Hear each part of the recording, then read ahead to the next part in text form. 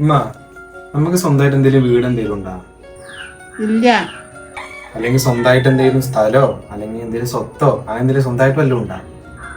ഇല്ല, അതൊക്കെ അനക്ക് അറിഞ്ഞതല്ലേ. അറിയാമ്മ, എന്നാലും ഉമ്മാന്റെ ഇപ്പാന്റെ പേരില് ഒന്നുമില്ല, ഒരു സ്ഥലം ഒന്നുമില്ല. ഇല്ലേ, അനക്ക് വേണ്ടിയിട്ട് ഞാനും ഉണ്ടാക്കിയിട്ടില്ല, എനിക്ക് വേണ്ടിയിട്ട് എൻ്റെ ഇപ്പയും ഉണ്ടാക്കിയിട്ടില്ല. ഞാൻ ജനിച്ചതും കഷ്ടത്തിലാണ്, നീ ജനിച്ചതും കഷ്ടത്തിലാണ്. എന്താ ചെയ്യാ? അനക്ക് വേണ്ടിയിട്ട് എനിക്ക് ഒന്നും ഉണ്ടാക്കാൻ പറ്റിയിട്ടില്ല.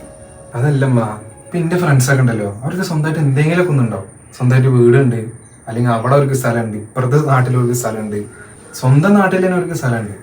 മറ്റേ അമ്മക്കൂടെ ഒന്നുമില്ലല്ലോ. എന്താ ചെയ്യാ? നീ ഇപ്പം ഇങ്ങനെ സംസാരിക്കേണ്ട, പക്ഷെ ഞങ്ങൾ ആ കഷ്ടമൊക്കെ കടന്നിട്ടാണ് ഞങ്ങൾ വന്നിക്കുന്നത്. ആ കഷ്ടത്തിൽ ഇങ്ങനെ കടന്നു വന്ന് എനിക്ക് ആ കഷ്ടം തന്നെ അടയാളമായി മാറി.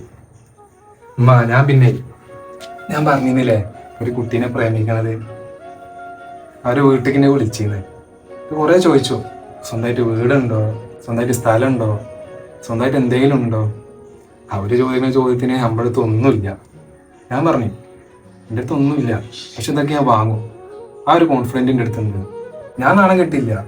ഉമ്മ പറഞ്ഞ പോലെ ഞാൻ ആ കഷ്ടത്തിൽ എന്നെ ഇങ്ങനെ കടന്നു വന്നെ ശീലായി. പെട്ടെന്ന് നോക്കിക്കഴിഞ്ഞാൽ എൻ്റെ കൂട്ടുകാരൻ്റെ കല്യാണം.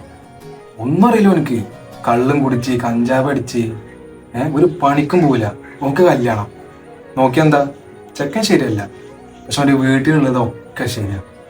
അവരെ പനിമാനൊക്കെ നോക്കുമ്പോഴേ അവർ നല്ല പഠിച്ചിട്ടുണ്ട്. പക്ഷെ അത് വിചാരിക്കുമ്പോൾ പ്രശ്നമൊന്നുമില്ല കേട്ടോ. കാരണം നിങ്ങളും പഠിച്ചിട്ടില്ല, ഇന്നെ പഠിക്കാനും സമ്മതിച്ചിട്ടില്ല. പണിക്ക് പോ അങ്ങനെ പറഞ്ഞേച്ച്. പക്ഷെ ഒരു കാര്യം, ഉമ്മ എന്നെ നല്ലോണം വളർത്തിയിട്ടുണ്ട്. അത് മതി സത്യമായിട്ടും.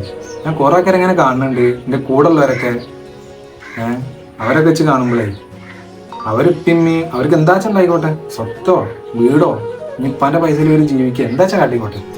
അതൊക്കെ കാണുമ്പോഴേ ഉമ്മ എന്നെ നല്ലോണം വളർത്തിയിട്ടുണ്ട്. അവരെ ചെന്ന് കമ്പയർ ചെയ്യുമ്പോൾ എനിക്ക് ഭയങ്കര സന്തോഷം. അത് മതി.